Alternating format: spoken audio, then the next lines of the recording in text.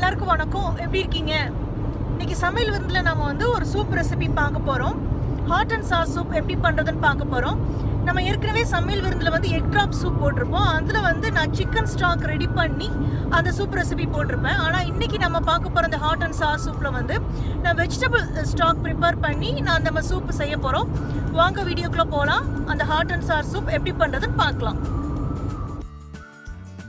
Vegetable stock ready பண்ணுறதுக்கு இந்த மாதிரி அகலமான பாத்திரத்தை எடுத்துக்கோங்க. அதில் நம்ம 5 கப்புக்கு தண்ணி சேர்த்துக்கலாம். தண்ணி சேர்த்ததுக்கப்புறம் நான் எடுத்து வச்சுருக்க க்ரீன் பீன்ஸ் வந்து ஒரு 4லேருந்து 5, அதுக்கப்புறம் வந்து க்ரீன் ஆனியன் சேர்த்துக்கலாம், கேரட், அதுக்கப்புறம் கார்லிக் க்ளோவ்ஸ் 2 சேர்த்துருக்கேன், செலரி ஸ்டிக் 1, அதுக்கப்புறம் பெரிய வெங்காயத்தில் பாதி சேர்த்துக்கிட்டா போதும். இந்த காய்கறிலேருந்து நமக்கு ஜூஸ் வரணும், அதனால தான் இதுக்கு அளவு கிடையாது, உங்களுக்கு தகுந்தாப்பில் சேர்த்துக்கலாம்.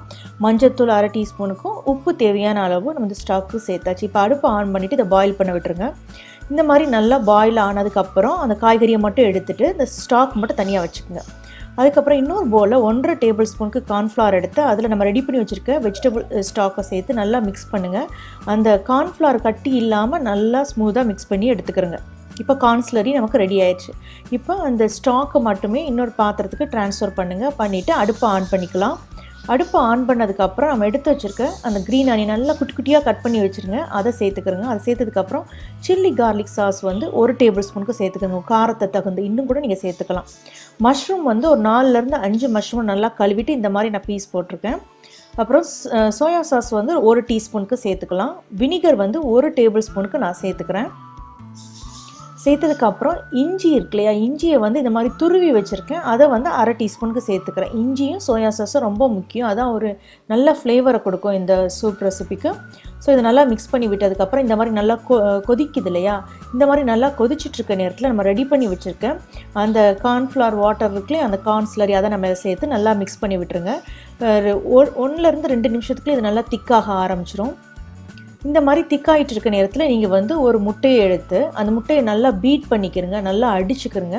நல்லா அடித்ததுக்கப்புறம் நாம் வந்து இந்த கார்ன்ஃப்ளவர் மிக்ஸ் திக்காக இருக்குல்லையே அதில் நம்ம சேர்க்க போகிறோம்.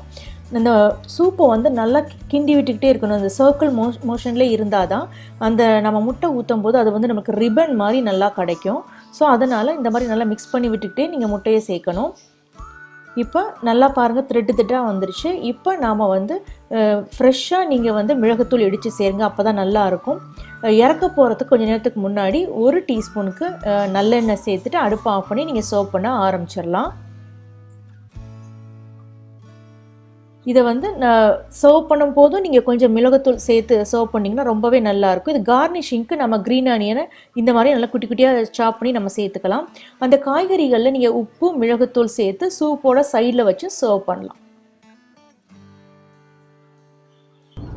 இப்போ ரொம்ப டேஸ்டியான ஸ்பைசியான ஹாட் அண்ட் சாஸ் சூப் எப்படி பண்ணுறதுன்னு பார்த்துருப்பீங்க.